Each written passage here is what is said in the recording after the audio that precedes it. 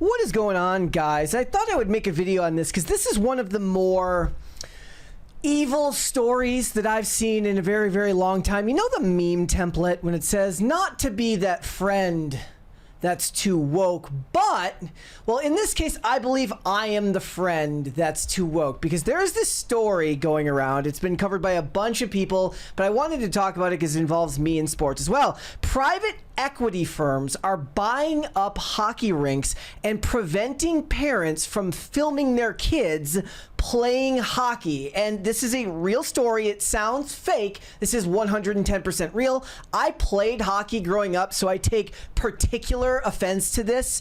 And it's been something we've talked about lately with just everything feels worse. Service feels worse. The technology feels worse. The more that private equity firms and big business gets involved in our lives, the worse life seems to get because there seems to be no incentive to make things better. But basically, this is a company called Black Bear Sports Group. They own about 42 rinks here in the United States of America. Youth hockey is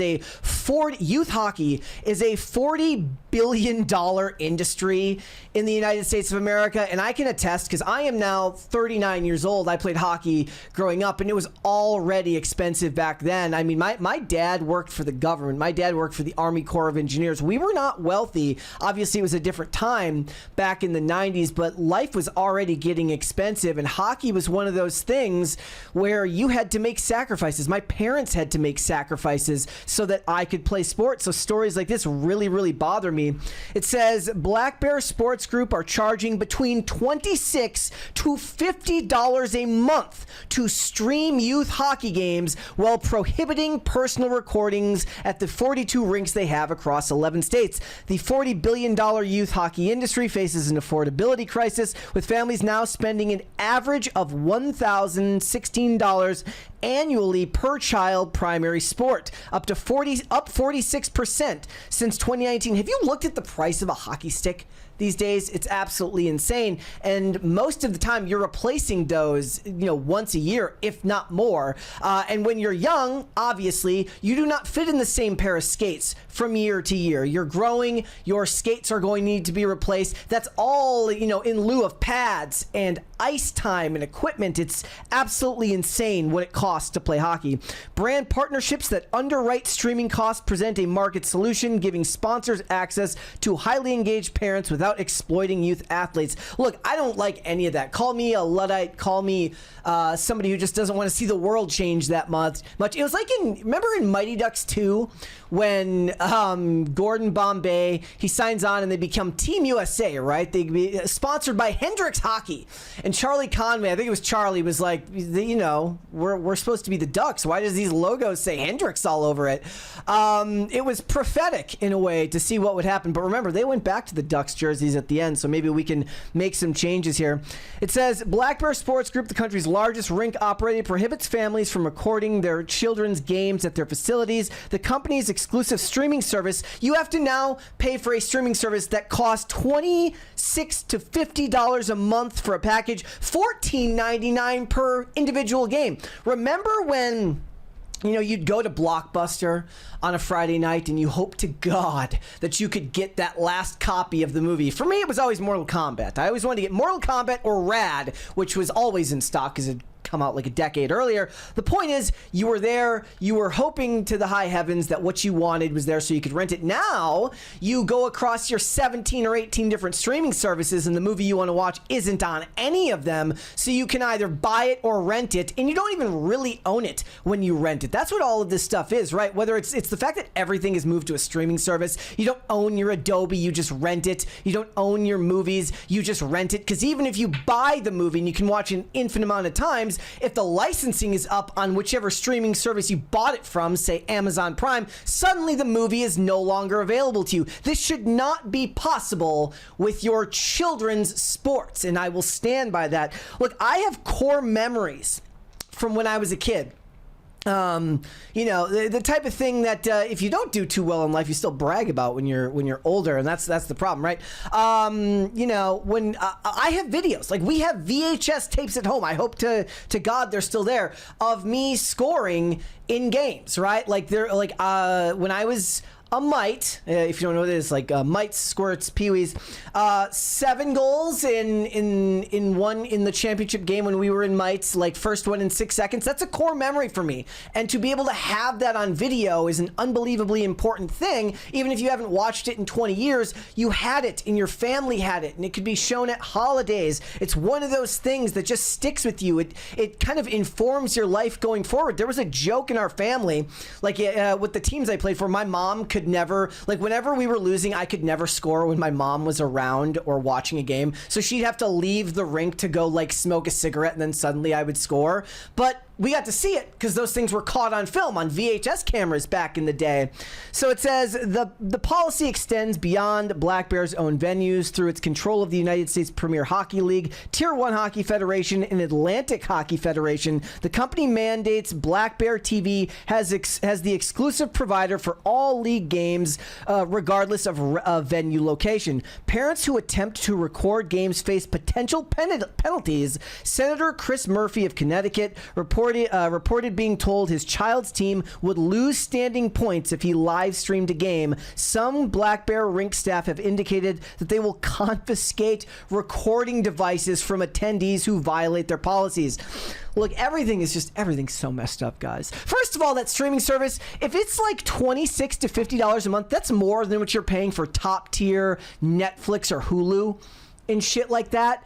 And all of this so that you can watch something. You're in the real world. You should be able to record that for free with your family. And it's absolutely disgusting that something like this exists. And it is one of those things. It's like, how free market are you? One of the things they reference in here is like private equity companies. It's the panic of the private equity companies buying up all of the single family homes in America. I think it's actually just like 1 to 3%, but it doesn't matter.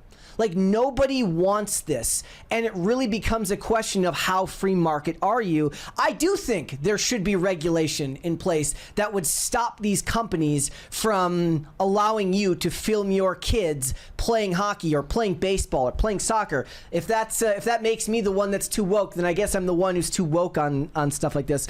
This was in this article, it was from Youth Sports Business Report. It says market dynamics driving consolidation. Black Bear founder Murray Gunty launched the company in 2015 through his private equity firm Blackstreet Capital. The operation follows a standard acquisition model, purchasing distressed rinks, implementing operational efficiencies, and extracting maximum revenue before potential exit. The company, it feels like everything is locusts these days. It's all economic locusts, and I don't know what the solution is for a lot of this stuff. What's crazy about it is youth hockey, as far as I understand, youth hockey is actually at an all-time high right now. Year-over-year growth. USA Hockey hit an all-time high in player memberships during the 2024 to 2025 season, adding 13,396 new players compared to last year. That's a stronger jump from the 8,282 gained in 2023 and 2024, and it marks 3 straight years of steady growth. The sport is clearly bouncing back from the pandemic. Obviously, we understand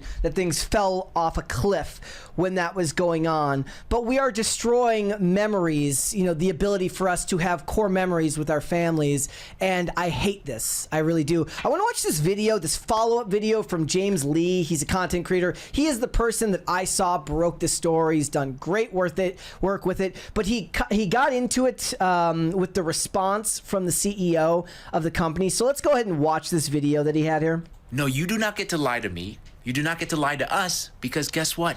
I have the receipts. So the other day I made this video that went pretty viral where I called out a private equity firm for banning parents from filming their own kids during their kids' hockey games. It was absolutely evil and insane. Then the company called Black Bear Sports Group posted this on their Instagram saying, no, of course parents are allowed to video and record their own children during games.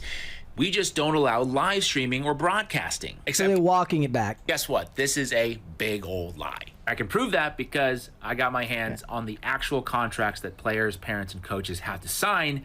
And here's what it says. Quote, licensees and participants, players, coaches, trainers, spectators, and supporters shall have no right to film, televise, broadcast, or webcast any event held in the arena for personal or commercial use. That's right, no filming for personal or commercial use, not just about the live streaming. Because guess what? The truth is they just want your money. $37 a month just to watch your kids play sports. $37 a month.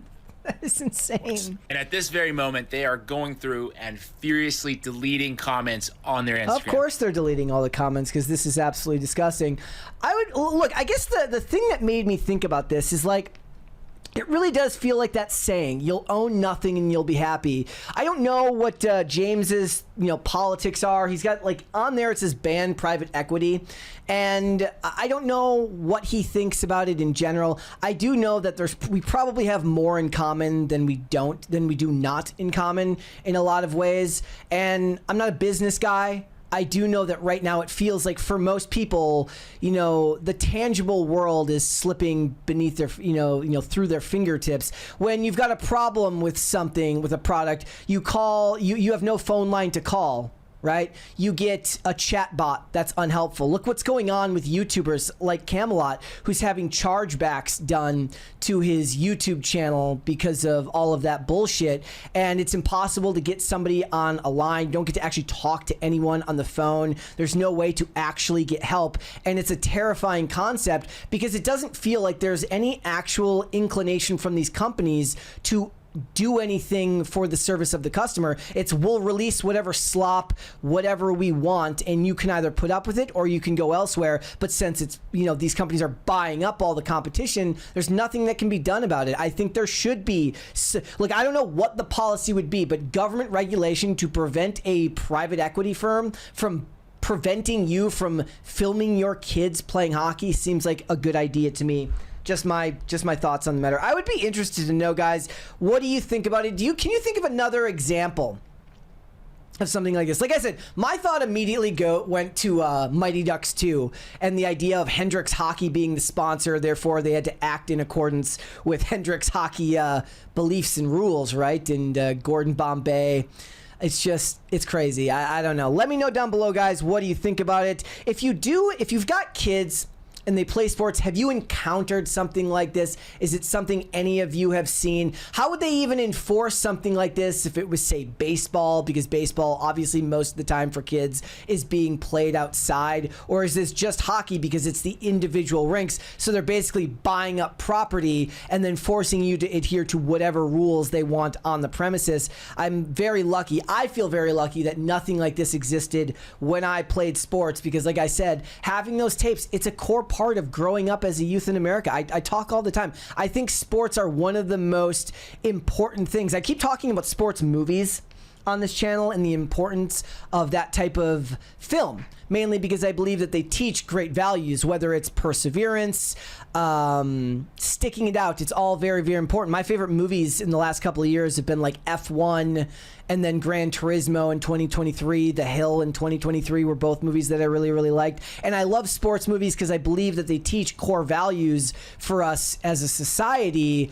But like when it comes to now, youth sports in general are very, very important for children. And it's a great way for kids to learn how to work together with others, not give up despite the fact that they may face setbacks in life and a whole host of other skills. It's very, very important, but it feels like even that now has been commercialized to the highest extent, and it makes me sad. It really does. Let me know down below, guys, what do you think about it? I would be interested to hear it. If you don't know what our podcast is, Pop Culture Crisis, we are actually off this week because my co-host Mary is in the process of moving. We are going to be picking up on the 8th of December, and we are very, very excited to get back underway. But let me know down below, what do you think of the story? It's very, very interesting. Looking forward to hear from you guys.